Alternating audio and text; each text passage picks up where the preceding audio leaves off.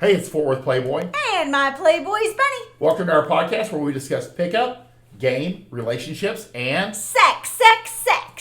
today the topic is commonly asked, but it's one of those questions we hear so much, Yeah. we didn't even think about it. Seriously.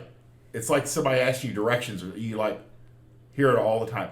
The question is when to text. Yeah. Timing of texting. Timing of texting is critical. And there's different text time stamps or what would you say, spreads, Yeah. at different points in your relationship or your development of a girl, somewhere along the line of the relationship. With online game, if she responds 2 to 3 minutes, respond back. There shouldn't be no delay because she's on the app at that time. Yeah, you have to strike while the iron's hot. Otherwise, an hour or two later, you respond, she's gone. And as these other guys respond to the messages she sent out, yours gets pushed down. Uh-huh. So, when you've got her on the line, you need to respond. It doesn't have to be immediately, but 1 or 2 minutes where she's probably still on there and sitting at her desk or whatever she's sitting in her car. Respond quickly. That's that best. way you can get the conversation going. Perfect. And that's the only time that, in the preliminary stages that you'll be super fast. That's literally the only time you'll Yeah. ever be quick on the draw with responses. Yeah, and just remember the rule from when she's online to when you first meet up.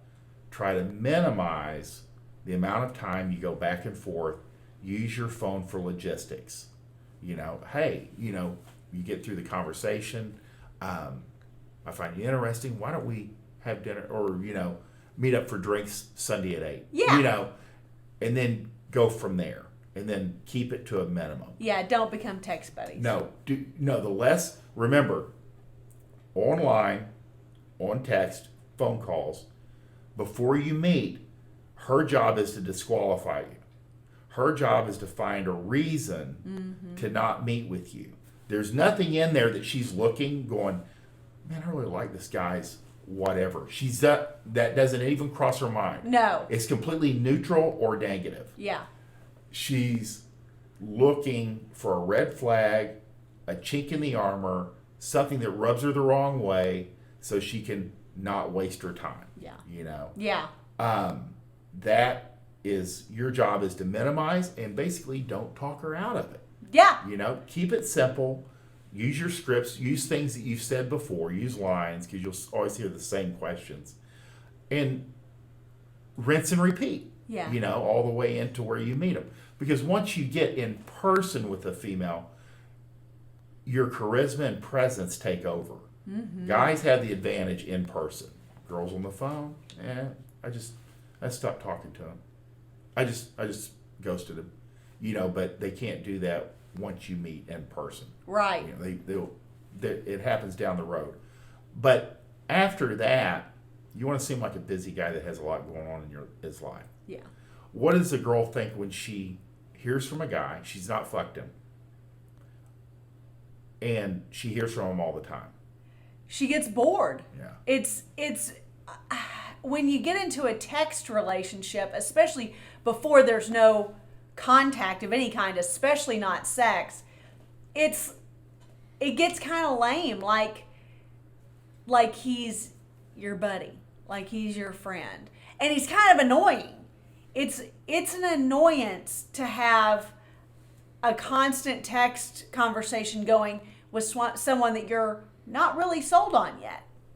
You haven't even met him. And you won't be sold on them until you get in front of them. Exactly. The more you can allow our imaginations to work for you, the better. I would even put this forth. Guys get more out of the text buddy thing than women do.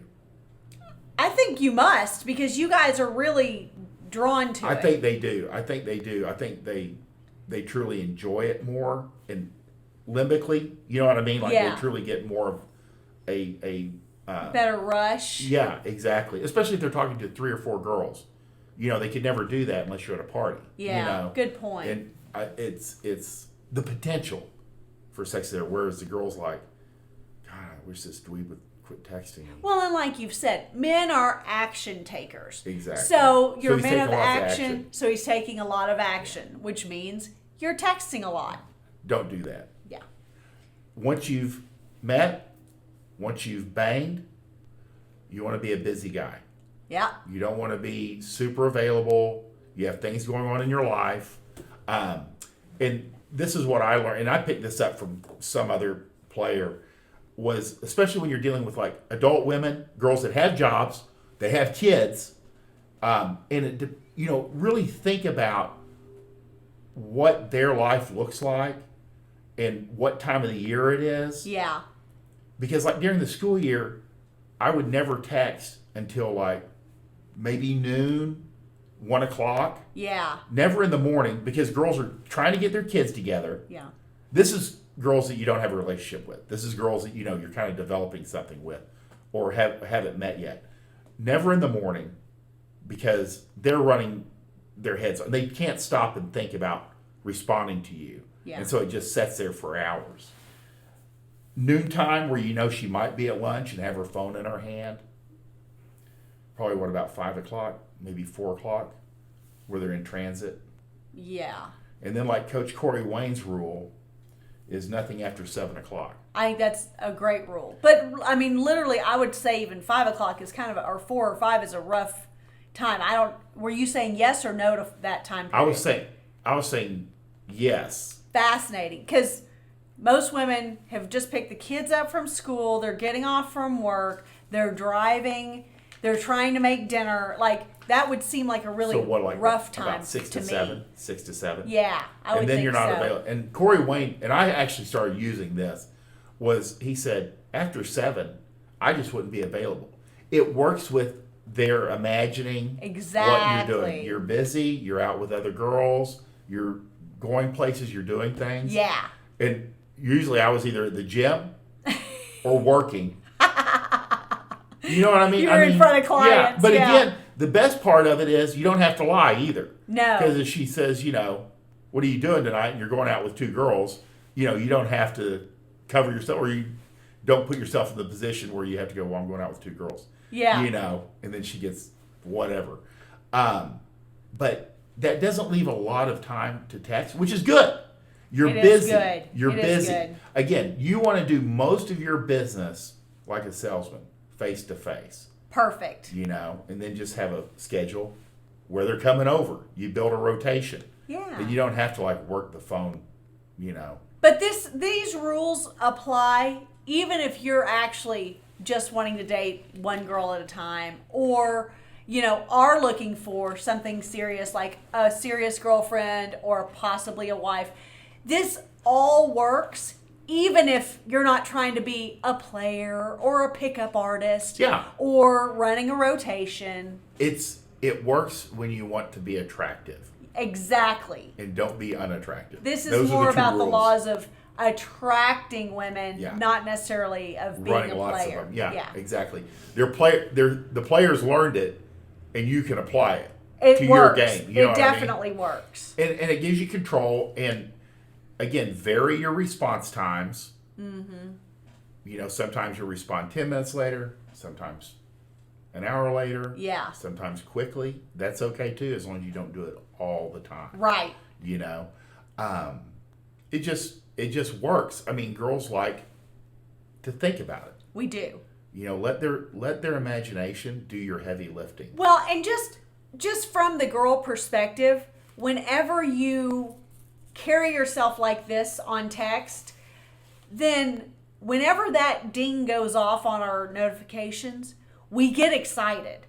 We can't get excited if it's a constant flow of your messages. We will not get excited by that rush of adrenaline that comes when we see a notification from you, if we've got those notifications every 5 minutes. It's not sexy. No, she's like, oh God.